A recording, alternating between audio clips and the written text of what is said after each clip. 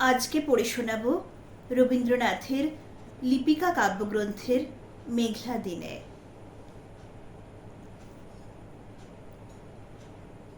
রোজই থাকে সমস্ত দিন কাজ, আর চারদিকে লোকজন। রোজই মনে হয় সেদিনকার কাজে, সেদিনকার আলাপে, সেদিনকার সব কথা দিনের শেষে বুঝি একেবারে শেষ করে দেওয়া হয়। ভিতরে কোন কথাটি যে বাকি রয়ে গেল তা বুঝে নেবার সময় পাওয়া যায় না। আজ সকালবেলা মেঘের স্তবকে স্তবকে আকাশের বুক ভরে উঠেছে। আজও সমস্ত দিনের কাজ আছে সামনে, আর লোক আছে চারদিকে। কিন্তু আজ মনে হচ্ছে ভিতরে যা কিছু আছে বাইরে তা সমস্ত শেষ করে দেওয়া যায় না। মানুষ সমুদ্র পার হলো, পর্বত ডিঙিয়ে গেল, পাতালপুরীতে শীত কেটে মণিমাণিক চুরি করে আনলে, কিন্তু একজনের অন্তরের কথা আরেকজনকে চুকিয়ে দিয়ে ফেলা এ কিছুতেই পারলে না। আজ মেঘলা দিনের সকালে সেই আমার বন্দি কথাটাই মনের মধ্যে পাখা ঝাপটে মরছে।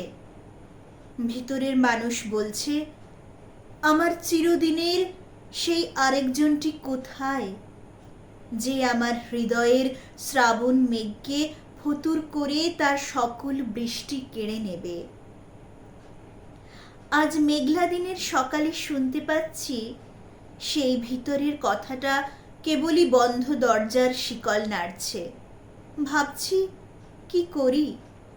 কে আছে যার ডাকে কাজের বেড়া ডিঙিয়ে এখনই আমার বাণী সুরের প্রদীপ হাতে বিশ্বের অভিসারে বেরিয়ে পড়বে?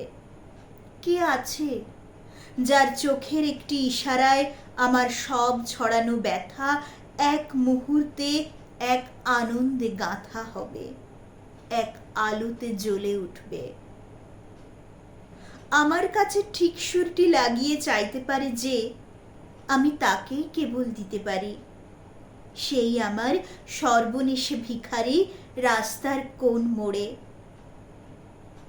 আমার ভিতর মহলের ব্যথা আজ গেরুয়া বসন পড়েছে, পথে বাহির হতে চায়।